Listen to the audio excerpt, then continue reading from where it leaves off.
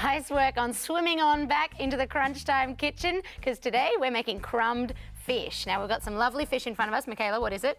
Flathead. Flathead, delicious, lovely and sweet, but you can use any type of white fish. I'm gonna get onto chopping this fish, and I'm gonna get Michaela right onto zesting that lemon for me. Okay. Excellent, we're gonna multitask, and Sophie, you're on bread ripping duty, so rip that bread up. Any sort of stale bread will do. We've got wholemeal here. And I just want you to tear it into pieces into that bowl right there. And that is going to become our crumb for the fish. Gorgeous, it's going to become breadcrumbs. Okay, now when you are working with fish, it's always important that you bring it to room temperature before you cook with it, because you don't want to overcook it. So this one's been out for about half an hour before cooking. Very carefully. Out of reach of Crunchy, of course. That's another important note, Alice. Yes, Crunchy loves eating fish, as do Sophie's cats. All right, gorgeous. What about you, Nick? In regards to my fish consumption, Alice, yes. I'm not much of a fish guy, yeah. And that's okay. That's totally cool, as long as you give it a taste every time. All right, so that's looking fabulous over there, Michaela. And Sophie, that bread ripping's going great too. Going the old double over technique, very good. I like it. And speaking of doubling over, if you don't have a food processor at home, you can just tear the breadcrumb into even smaller bits, kind of rub it between your hands. Do you want to give that a go, Sophie? Rub it between your hands to show how easy it is to do. Or you can also use a grater to grate the bread. That would be a great idea. That would be. In fact, I used to not have a food processor myself, Alice, but 2 days ago you could say Nadestrian, I went out and bought one. That's really quite good. We'll give you that one, Nick. Thank you. That's excellent. Now, speaking of Nadestrian, for me, I actually had some fish fingers that I made myself exactly with this recipe. These ones obviously aren't the ones, but this is what you're going for at the end. And the process is involved in, that's looking really, really nice there, Michaela. You can really smell the zest there, can't you, Michaela? Yeah, that lemon zest is delicious. I reckon we're just about done with the zesting. That zest needs to go into that bowl with Sophie, so pop that over there. That's great. All right, incoming. It's coming along nicely. Well it done, is. Sophie. Good ripping. Great job. Okay, Nick, that's about ready to go in the food processor, I reckon. Fantastic. Get it in there. Can you help me pour that in there? It's a bit heavy for me.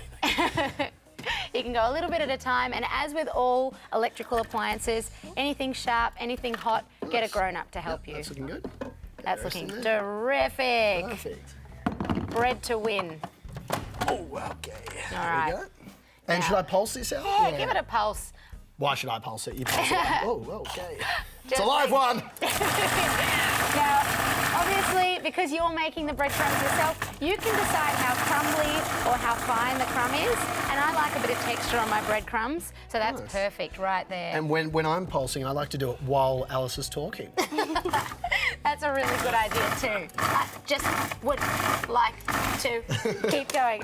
Okay, now, Michaela, I'm going to get you to whisk up this egg with a fork, because we're going to make a penne. Sophie, here's the flour. I'm going to get you to pop some seasoning, the salt and pepper, into that flour. Great. And Sophie, you were saying you do a bit of cooking before. You were telling me about that. What kind of things do you like to cook? Sweets or like cakes. Nice. And you're a big fan of chocolate, aren't you? That's your secret ingredient. Yes. What about you, Michaela? You did that zesting so well. I reckon you're a bit of a cook yourself. Yeah, sometimes I help my mum around, like, cooking different, like, pastries and pastas. Excellent. Pastry and pasta, which was basically dough, right? All right, so these little lemon wedges I'll reserve for later. Just over to this side, thank you very much. So we've got these lemon wedges for a bit of acidity, always yummy. And if you've eaten breadcrumbs at home, they've come out of a box, and you look at those ingredients, there's a lot more in it than just these 5 ingredients. So making it yourself means that you can control what goes into it. For example, do you like paprika or chili? Yeah. Yum. So you can put that into the crumb, into the flour. Now, we are going to create a penne, which is a line here. Nick, hand me the breadcrumbs. Thank you kindly. So this, let's move that chopping board away as well so we don't slip around. Let me just grab that knife. Awesome. Thank you. Okay, so the flour goes on first, and the way that I like to think about it is wet on dry, dry on wet, wet on dry. So you can see it there. Sophie, you can start by popping some wet fish onto the dry flour. Almost like a glue, the flour is. And the flour's seasoned as well, so you know that the fish on the other end is going to be nice and flavoursome.